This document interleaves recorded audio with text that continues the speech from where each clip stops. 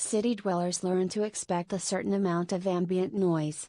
The rumble of moving streetcars or subway trains, the rush of passing traffic, the clamor of the schoolyard, the din of heavy construction minus it's the background music of urban life. But unnecessary, obnoxious noise is another matter. There is far too much of it in Canadian cities, drowning out conversation, disturbing quiet neighborhoods and putting us all on edge.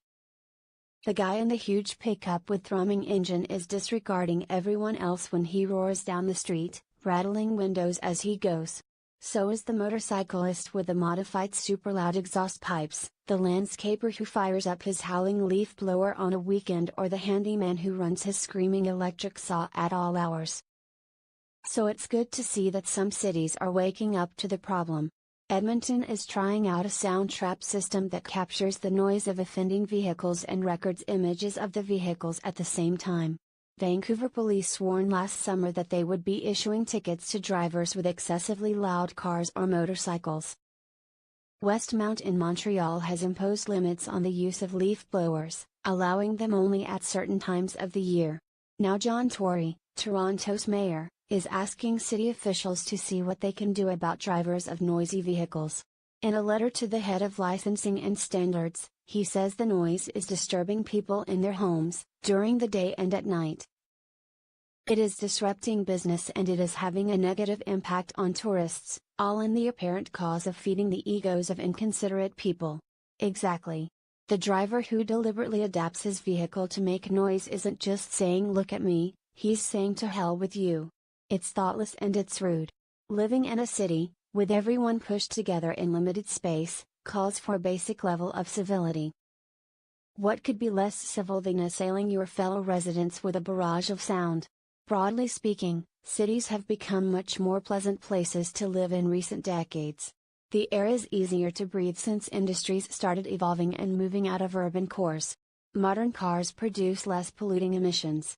The water in lakes, bays and streams is cleaner. The noxious smells that used to make city dwellers reel have mostly gone away, along with the horses, the slaughterhouses and the dirty factories. Noise pollution has probably diminished, too. Cars and planes are quieter, for example. But all this progress only makes the remaining annoyances stand out. Gratuitous noise is one of the worst. The trick with any push against noise polluters is enforcement. The rules are pretty clear on paper. Toronto's municipal code states that no person shall make, cause or permit noise or vibration, at any time, which is likely to disturb the quiet, peace, rest, enjoyment, comfort or convenience of the inhabitants of the city. It covers everything from loud music and persistent barking to honking horns and banging, clanking, squealing vehicle sounds. But how do you catch noisemakers in the act and how do you prove the noise was excessive? Busy police have other, more important things to do than go after noisy cars or raucous machines, and there usually aren't enough bylaw officers to tackle the problem. That's why changing attitudes is as important as catching violators.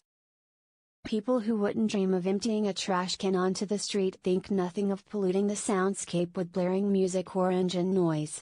Whatever happens to Mr. Tory's effort to address noise through the bylaw system, he is right to call out these shameless noise polluters.